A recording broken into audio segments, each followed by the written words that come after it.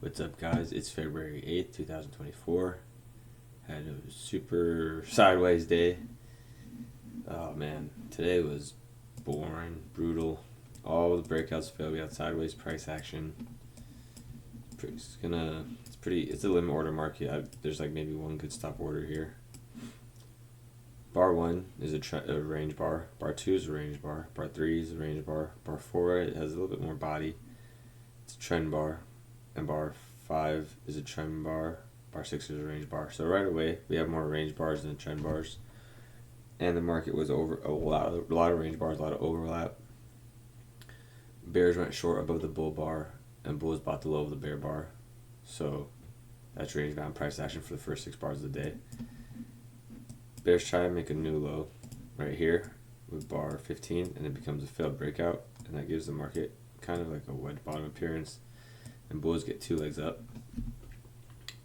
When it's a range bound day like it is today, and we see breakouts like this, if they start to fail and reverse quickly, then we have to ask ourselves, are they breakouts or are they vacuum tests of support and resistance?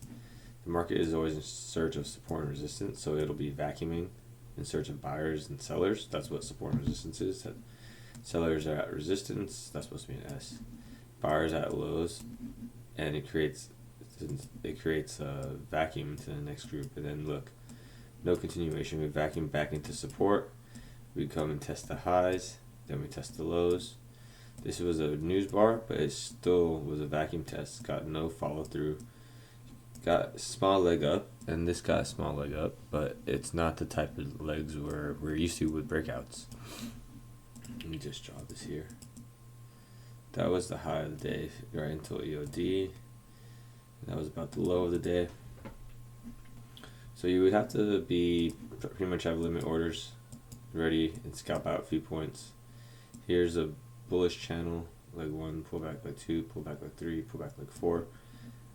Breakout to the downside, it reverses, breakout to the upside, testing this high here, it reverses, back into support. The EMA was acting as resistance for the first half of the day, now it's acting as support for the next half of the day, for the end half.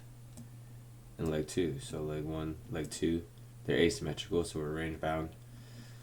Double bottoms, here, micro double bottom, major double bottom, double tops. When we have double bottoms and double tops, this is range bound price action. We should wait for 2 bar follow through.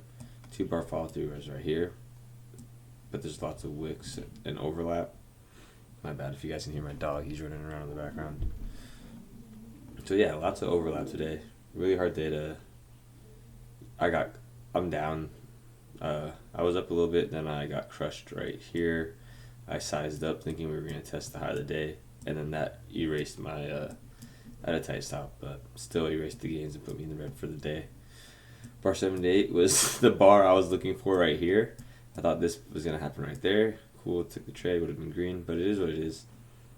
I like trading the micros a lot more because I can scale in heavier, which is good for days like this because that'll help. We had a really tight range, so I think we're going to break out. We have a CPI on Friday, so you guys might be watching this after CPI. 10-point range for more than half of the day. And even here, let's see. And that was only 11 points, so it was not the easiest day to trade, in my opinion. In total, 15-point day, and that's from the low to the absolute high, bar 78. Daily time frame, 45-minute time frame. I hope it's not looking too messy. I'll explain these lines real quick. I took the last week's range here and here. That's a projected move from here to here. Then I took this breakout and projected it. So that's what you see. I took this breakout here and projected it here and here. This line is a measured move of this bar, and this is 50% of this breakout. So it looks a little confusing. I'm going to delete the 50% line right there, because I do like to keep the charts clean and readable. So just 2 types of breakout moves. One, this is a measurement of this bar, and then this is a measurement of last week's range. Here we can see the market tried to reverse right around here. All pullbacks are reversal attempts, and the market pulled back here, but ultimately went higher. This is today's price action. We had a big trend bar. So then we have a pause bar. We have news. So that could do something. Maybe add some volatility, breakout. Who knows? This is a quick one today. I mean, really boring price action. Lots of overlap. It was a limit order market pretty much all day. You could buy around here and scalp out. Maybe you buy this close, scalp out at the high. I bought here, here, and here, and then got dumped on. It is what it is, you know. I'm keeping my losers a lot smaller now, so that's good. It'd be interesting to see if I can scale into a trend day, and I want to see what happens if it offsets 3-4 days of losing one good day. But keep studying, keep using your stop loss. Thank you for watching these videos. Drop some comments what type of trades you guys are taking, where you guys are at in the course. I didn't really go over the leg 1, leg 2 today because there's leg 1, leg 2 moves everywhere. Like here's one. And the reason I post these videos after the fact is because they're not really designed to see. There's another one. I make these videos so people can watch them at any time. I'm not really trying to give you guys plays for the next day because I don't think I'm equipped to do that yet. I do this so I can practice talking about the stock market. There's another one, see? So yeah, just that's why I think it's what I'm trying to get at is it's important for you guys to also practice looking for your own measured moves. So leg 1, leg 2 actually worked out really well today. It was just a lot harder to get in if you're waiting for a close. You'd be buying at the end of every move. Here's another leg. And then the market cycle, you know, it's breakout to channel, and then this is so bad.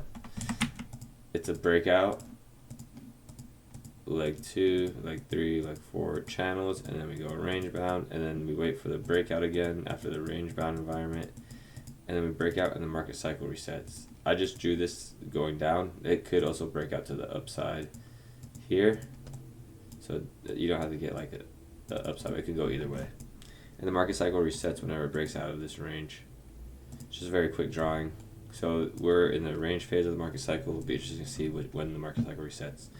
Have a good one, everyone. I'll talk to you guys tomorrow. Have a safe weekend. Study. Drop some comments. I'm dropping the chapter 3 tomorrow because it's Friday now. So yeah, have a good one, guys. I'll talk to you later. Bye.